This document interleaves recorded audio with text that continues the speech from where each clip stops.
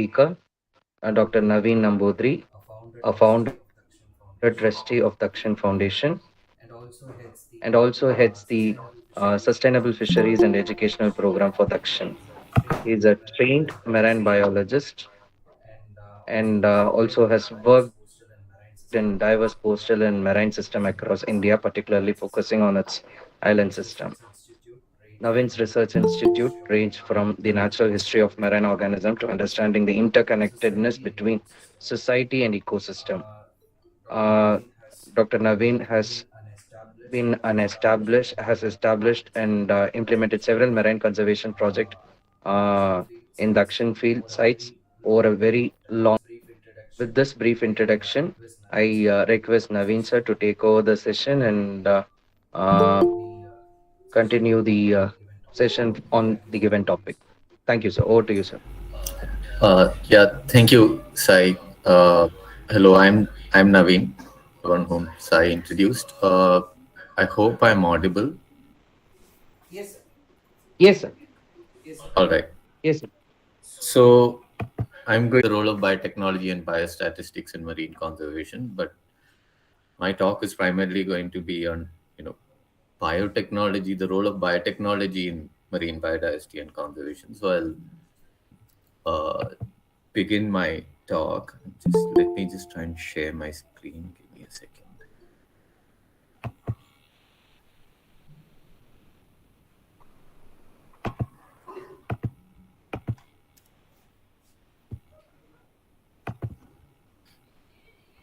Is that visible to everyone?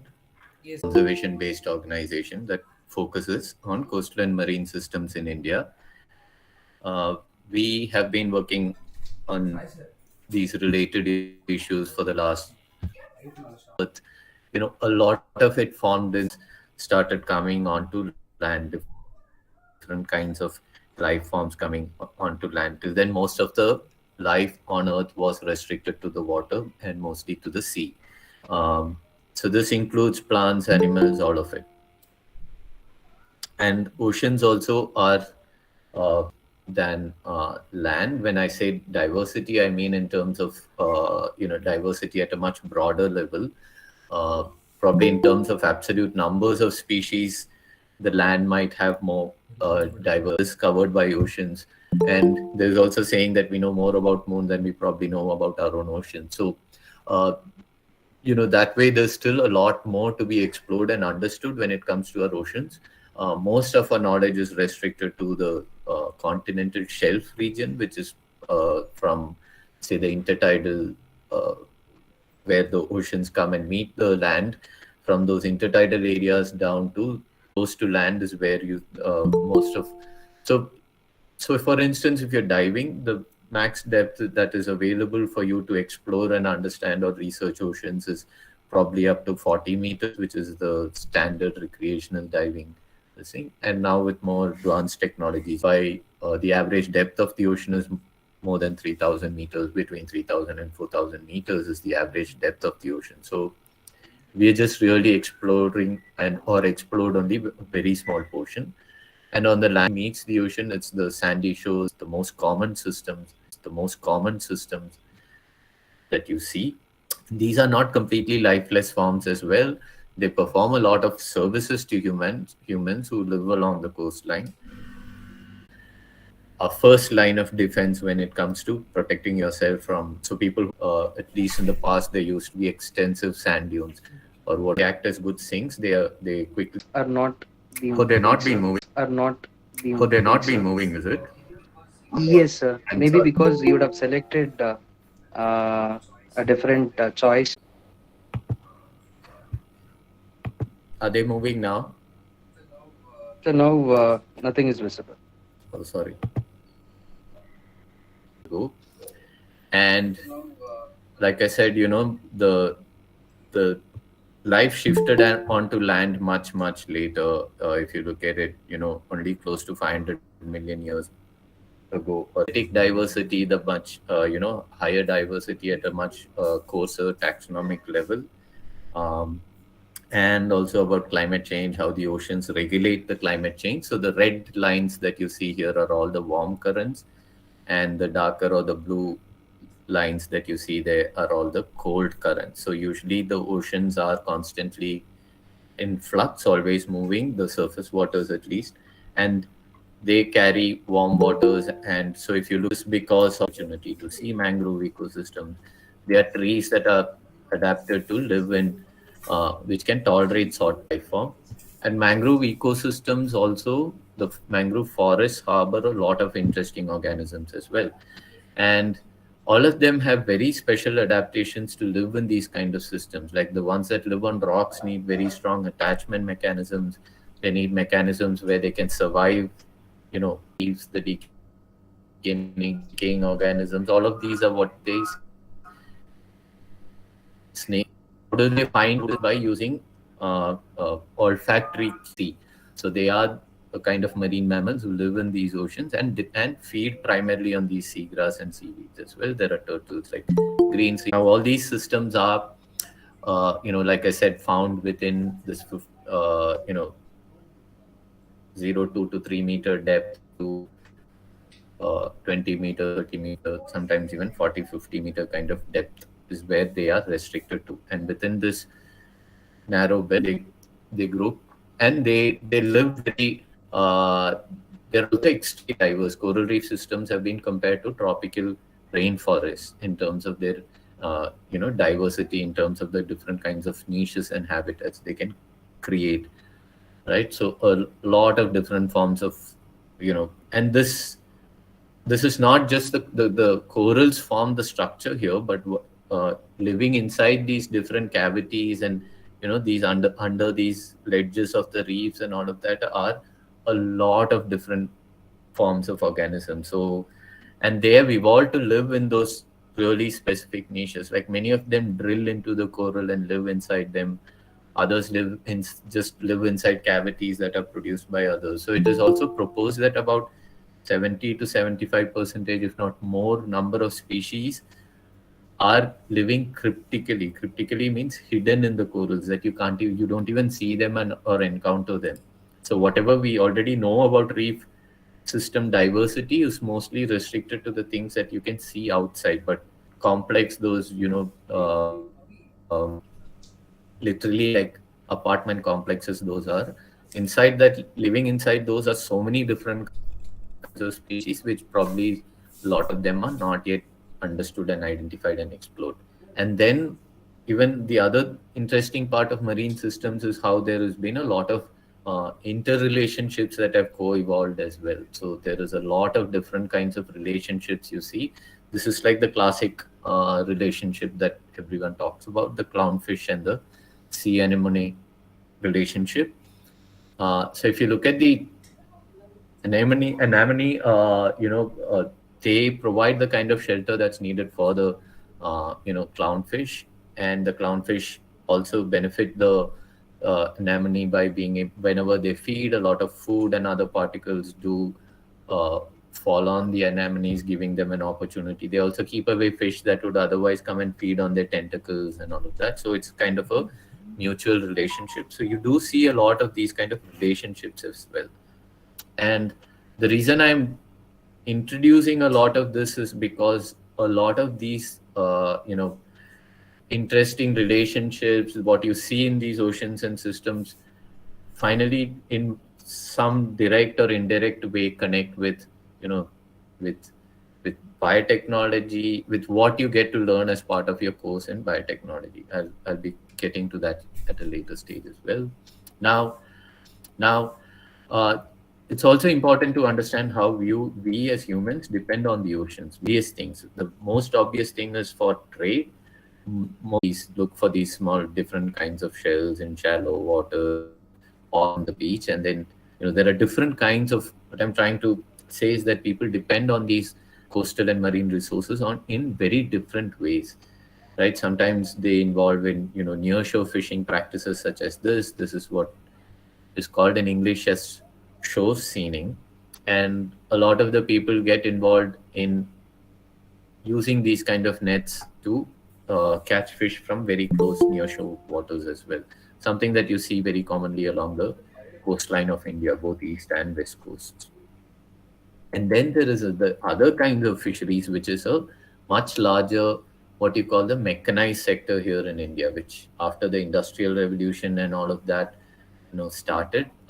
Even fishing became a very mechanized process, and those kind of transitions have had lots of impacts on, has had both positive and negative impacts on the marine systems. Mostly negative impacts for the marine systems, but positive impacts for humans, for countries' economies and things like that.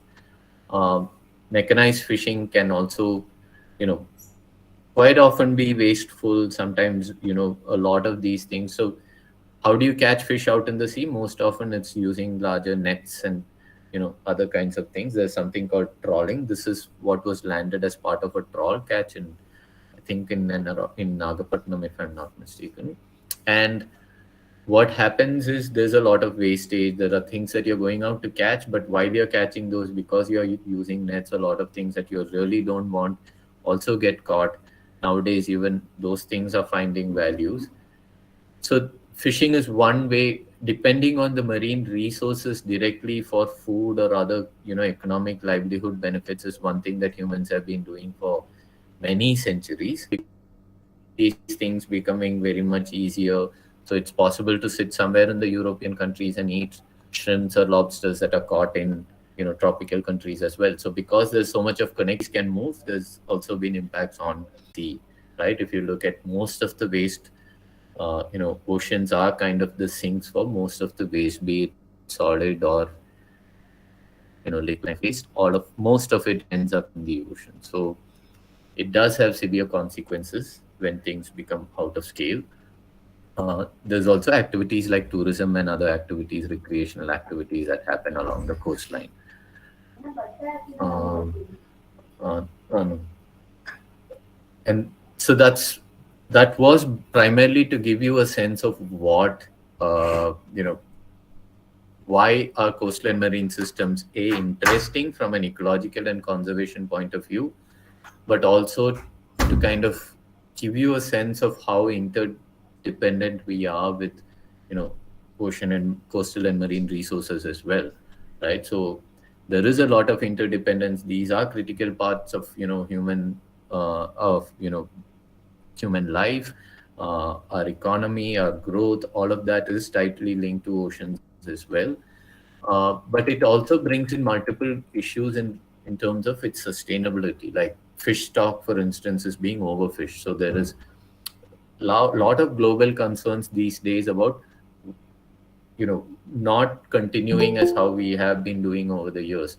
So there is a strong need felt to change things, conserve and sustainably use our natural resources, especially our ocean resources, for long-term sustainability, right? And biotechnology is increasingly becoming a tool that's being applied uh, you know in conservation of marine resources as well, not just marine, for many other conservation activities. To biotechnology is increasingly becoming a very powerful tool, right? So now the initial interest of, applying biotechnological tools into marine systems happened with, uh, identification of many biologically, biomolecules that could be of a lot of value for humans. These can be used for a range of purposes. It could be from, say, pharmaceuticals to cosmetics industry. It could be in the production of biofuels. It could be in, aquaculture and food production also very strongly relies on biotechnological tool. The food processing industry again relies very heavily on using, you know biotechnology as a very strong tool to kind of support it. So, uh, but where are these compounds coming from, right? Where are these different biomolecules coming from? And that happens, through a range of different processes that are there in the oceans. Like I was mentioning, there's a huge diversity in coastal and marine, flora and fauna, and there are also lots of interactions. There are lots of evolution they need to go through. Like I said, a lot of the things that grow on rocks, for instance, need to develop certain kinds of strategies to be able to live and survive there.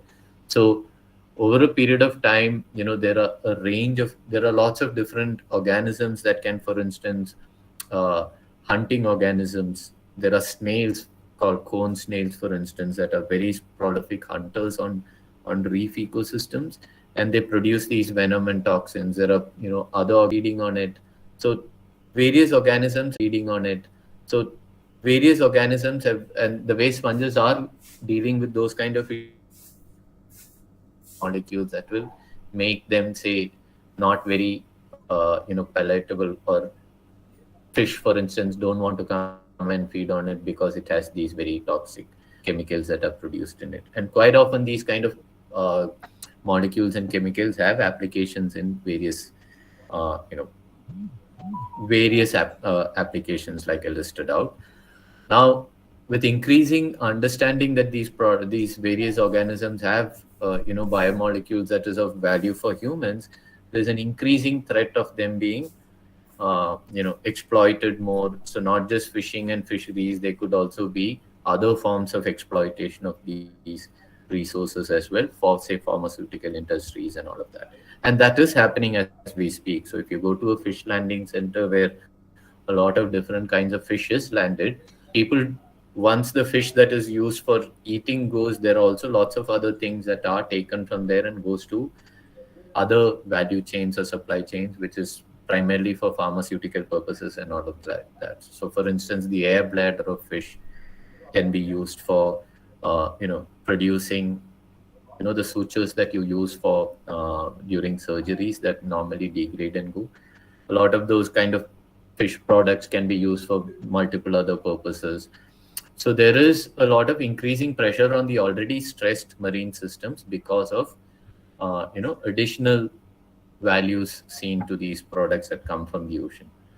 Now, that's the, very applied part of how biotechnology helps humans, but there are also, lots of opportunities to use these techniques. So by a lot of these, what you learn through biotechnology are tools and techniques, and it depends on how you use it, right? So you could use it for a very practical purpose. You could also use it for practical purposes like conservation, to, make sure there is sustainable use of resources. One main thing in which biotechnology has been used is in the very fundamental, aspect of taxonomy. So most of you would already know this. Taxonomy is a way of classifying and naming species, and a lot of the classical taxonomy in the past used to be based on, okay, if something looks like a fish, okay, you already know it's a fish. Now if you look at the fins, if you look at its shape, its color, does it look like a clownfish, does it look like something else? So someone who's very, an expert in taxonomy of fish, for instance, can look at the fish, and based on the external morphological characters or other traits, that's how classically people used to, uh, uh, you know classify them into different groups. Now, there used to be a lot of errors in those kind of, you know, taxonomy, but it had its own, advantages as well. Now, with biotechnological tools coming in, you can look at these things at a molecular level, and, DNA and RNA and very difficult because some species may look very identical, and it would be taxonomy now combines the classical taxonomy with molecular taxonomy, and this has resolved a lot of confusion. It has also led to a lot of realignment of how. So the way I studied, uh, diversity, evolution, and what evolved from what, all a lot of those have changed over the period of time with biotechnological tools coming into the fore. It's very critical in first understanding what you have in terms of,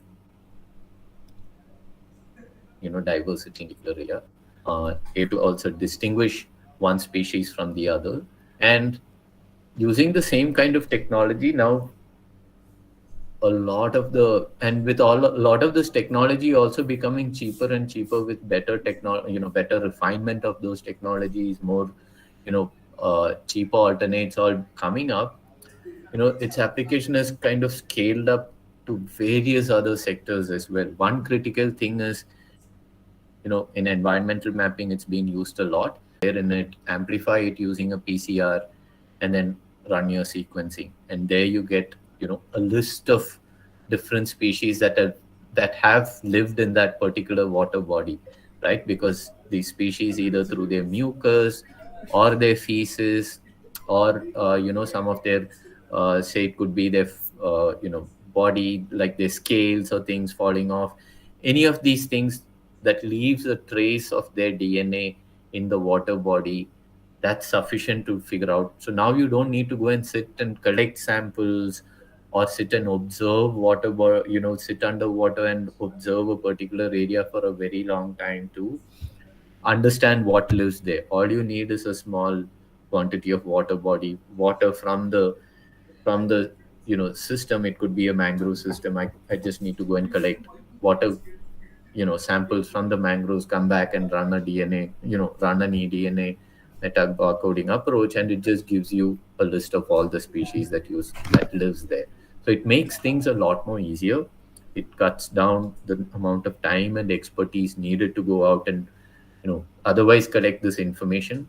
It also helps you identify sites. So if you collect samples from a mangrove patch in 10 different areas, you would probably, and one particular area that has DNA of many different kinds of organisms there, then you also know that this particular area is being used by different kinds of organisms, and which is why you're getting a lot of different kinds of DNA in that area. So it also is becoming an increasingly powerful tool for identifying places which are biologically very important.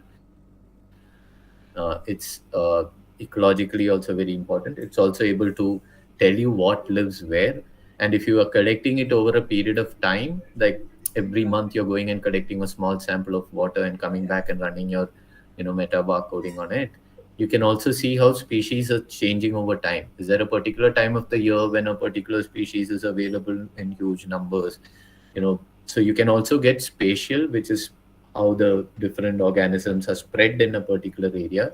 But you also get temporal, which is over time, how are they distributed? Are they present in a particular area 360 days, all the time, or are they actually moving around as well? So you get a lot of information now, just with very simple techniques like eDNA metabarcoding, right?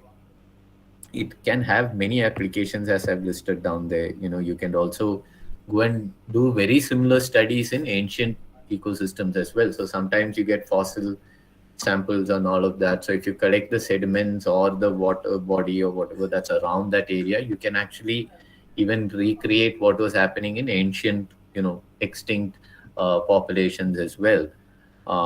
You can also get information on pollinator related stuff, which species is pollinating what.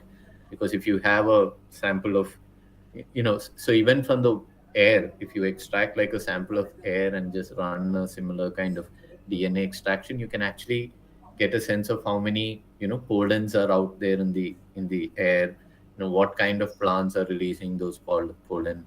A lot of different opportunities it opens up.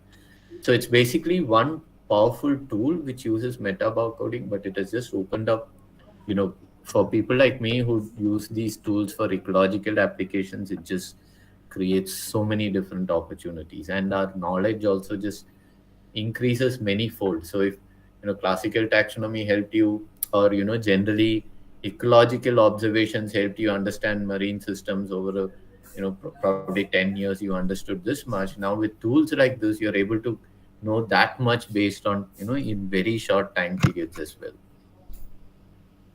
um,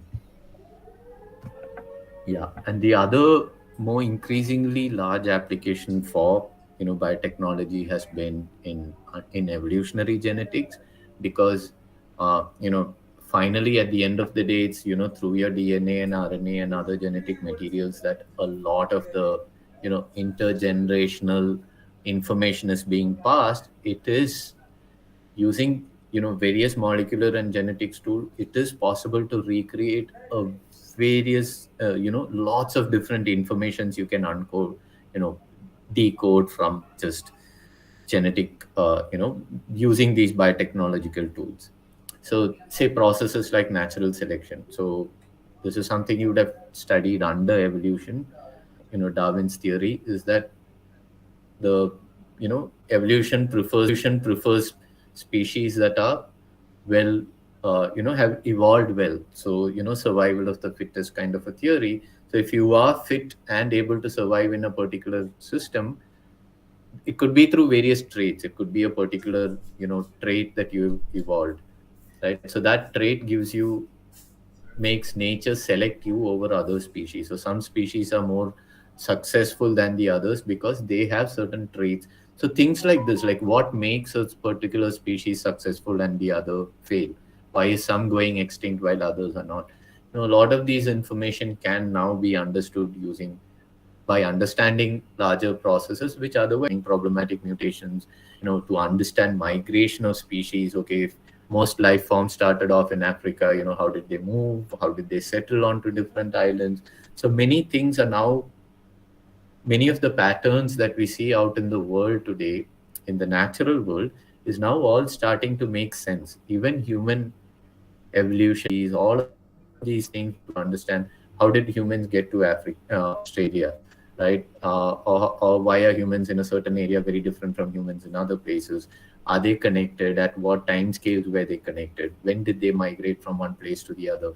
A lot of this information we are able to unpack and decipher because of a lot of these biotechnological tools. Otherwise, it would have literally been impossible. It would all have been speculations. But this makes biotechnology has made this a lot more concrete and clear as well. And like I said, population. So that's at the, a lot of these are at the species level. The barcoding work and all of that is able to tell you one species from the other. Now, technology based or genetic tools can also help unpack population level within species. How are they changing? So if I have a, say, a species like sardine, which is normally called matti, right? You get matti in Kerala, you get matti in Tamil Nadu, you get it in Orissa, you get it in Gujarat. But if you want to sustainably use the fish stocks of sardines, how do you manage it? Do you know which is the population, which is okay, which is the Tamil Nadu population of mattis? Is there like a uh, you know northern Tamil Nadu, southern Tamil Nadu differentiation, or are they all one big mixed population? So a lot of these understandings are critical to manage, for instance, fisheries. So using biotechnological tools, you're able to even figure out where, which population, if you get a fish from the water and if you have created, you know, uh, a map of all the sardines in the Indian, close to Indian waters, you've created their genetic identities and all of that, then you can start comparing each other and see which population does it belong to. So certain populations also leave because they kind of breed within themselves. They start leaving, having certain genetic, signatures. So you can always look at a particular fish and see which stock it came from. Also see how long, how wide do stocks, kind of their populations move, their range sizes. You can also see if stocks are mixing, so that if you want to plan for their management, you know that you need to treat the stock as a distinct unit. This is not mixing with southern Tamil Nadu sardines, are not mixing with northern Tamil Nadu, populations, in which case you have to treat them both very distinctly. Now, if they're mixing, you treat them, you manage them very distinctly as well. It's also very critical to understand evolutionary connectivity. Like there are certain parts in the world where marine biodiversity is extremely high, like the Coral Triangle, for instance, which is found in, the Papua New Guinea, Indonesia, uh, you know, that part, there's a triangular area which is the most diverse marine ecosystem in the world. And the reason why it's also, and you also try, so through biotechnological tools, we are now able to understand why do associated computation that has increased as well. So all the bioinformatic work that goes at the back end. So once you get these, sequence data, the rest of the, the data processing, infrastructure, they also preserved in one large, seed vault in Norway. And this is a larger global initiative, part of a larger global initiative as well. And this is with the objective of ensuring that, their germplasm or their seeds are preserved over a period of time, so that if there is a big event that probably wipes out most of the populations of plants globally, you still have a and it's possible to recreate a lot of these there, various other you know ovaries and all these other things are now being able to be preserved and maintained thanks to a lot of these technologies that have been developed as well. So, like I said, there are multiple applications for biotechnology in conservation. So, like I said, there's conservation in conservation as well. With that, I'll wrap up this. If you have any questions, I'm happy to take those.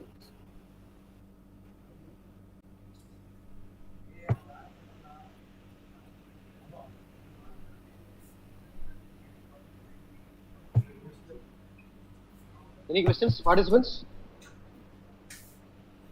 So whenever, because Dr. Namburi is a very, very find time when he is in